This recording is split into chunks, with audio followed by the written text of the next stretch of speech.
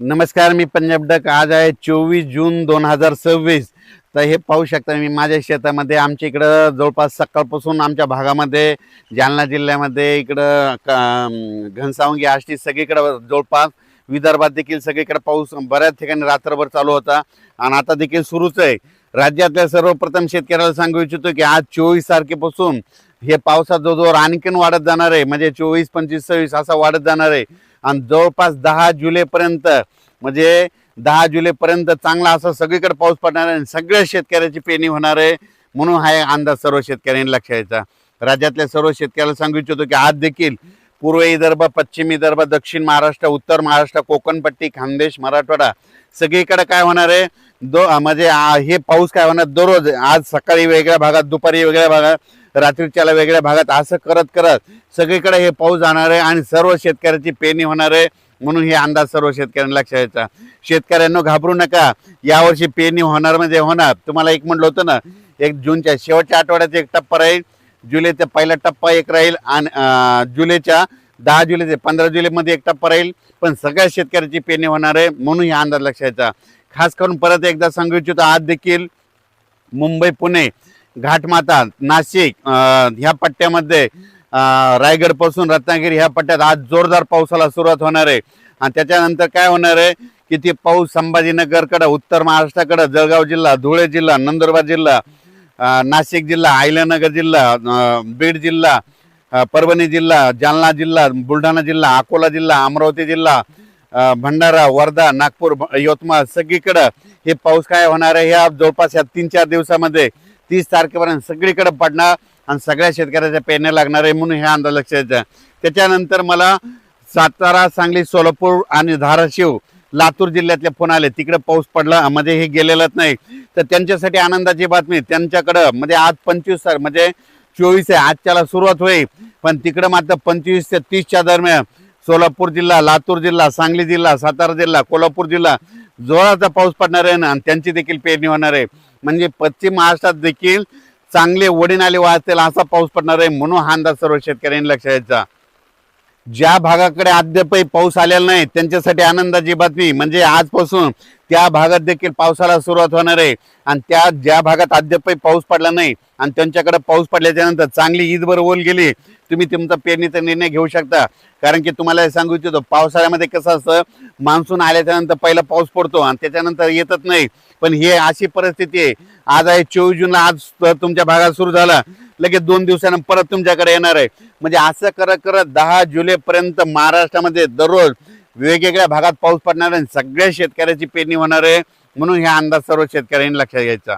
आणि बऱ्याच शेतकऱ्याचे फोन आले की यावर्षी आमचे पाळीव प्राणी आहे, पशुधन आहे, तर त्याबद्दल तळ्यामध्ये पाणी येणार आहे का. त्या जे जे छोटे छोटे तळे, तर तुम्हाला एक उदाहरण सांगतो. धारूरच्या घाटामध्ये खाली एक तळ आलेलं आहे, जे पादर तलाव आहे. त्या शेतकऱ्याला सांगू इच्छितो की जुलैच्या पहिल्या आठवड्यामध्ये एक चांगला मोठा पाऊस येणार आहे आणि त्या तळ्यामध्ये आवक येणार आहे. त्याच्यानंतर आणखीन तुम्हाला एक सांगू इच्छितो की उत्तर महाराष्ट्र, मुंबई, पुणेकडे ह्याने 24 ते 30च्या दरम्यान मुंबईकडे, उत्तर महाराष्ट्र, पुणे, त्या घाटमाता परिसरात मुसळधार पाऊस पडणार आहे. कोकणाकडे पडणार आहे. त्याच्यामुळे काय होणार आहे, पुण्याकडे खूप पाऊस पडल्यामुळे उजनी धरणात देखील त्या नदीला पाणी येणार आहे. त्याच्यात देखील थोडी थोडी आवक यायला सुरुवात होणार आहे. उत्तर महाराष्ट्राकडे पाऊस पडणार आहे. त्याच्यामुळं इकडं निळवंडे धरण, संगमनेरचे 2-4 छोटे छोटे धरणे, त्याच्यात देखील थोडी थोडी आवक येणार आहे. म्हणून हा अंदाज लक्षात घ्यायचा. पण मी म्हणलो होतं ना, यावर्षी जूनमध्ये थोडा पाऊस कमी राहील, जुलैमध्ये जास्त राहणार, ऑगस्टला 2 पाऊस मोठे पडणार आणि सप्टेंबर, ऑक्टोबरमध्ये मात्र परतीचा पाऊस जास्त पडणार आहे. म्हणून हा अंदाज लक्षात घ्यायचा. 13 नोव्हेंबरला थंडी येणार आहे, म्हणून हे देखील अंदाज लक्षात घ्यायचा. 2-3 नोव्हेंबरला एकदा पाऊस येईल आणि 13 नोव्हेंबरला थंडी येणार आहे, हे देखील दीर्घ अंदाज लक्षात घ्यायचा.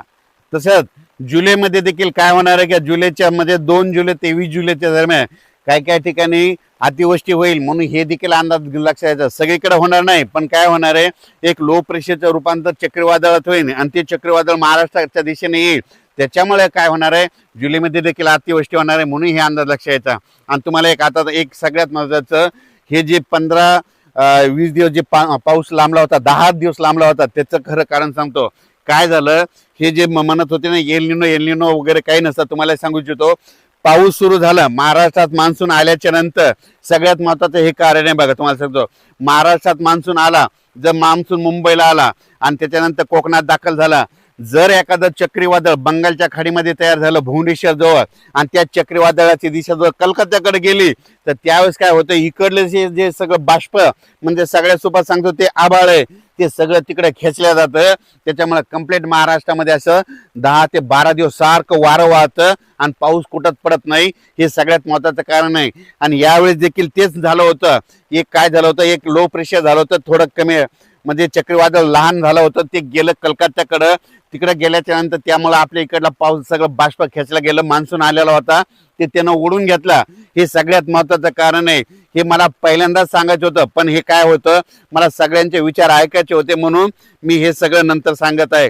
आणि भविष्यामध्ये आणखीन तुम्हाला एक सांगू इच्छितो, आणखीन एक गोष्ट सगळ्यांना सांगू इच्छितो. जर पुढच्या वर्षी जरी 2027ला जर पाऊस मान्सून आला, जर मान्सून आल्याच्या नंतर मुंबईला समजा कोकणात दाखल झाला आणि कोकणात दाखल झाल्याच्या नंतर जर अरबी समुद्रात एखादं चक्रीवादळ तयार झालं आणि त्याची दिशा जर दुबईकडे गेली तर काय होतं, हे सगळं बाष्प ओढून घेऊन जातं.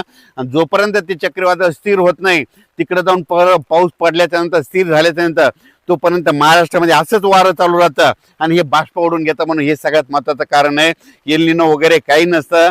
तुम्हाला एक सांगू इच्छितो, एल निनो जणू काय आपल्या भारतीय मान्सूनचा सूत्रधार असं समजतात. म्हणून म्हणतो भविष्यामध्ये आपल्या भारताला 2 समुद्र आहे, एक अरबी समुद्र आणि एक बंगालच्या खाडीचा समुद्र.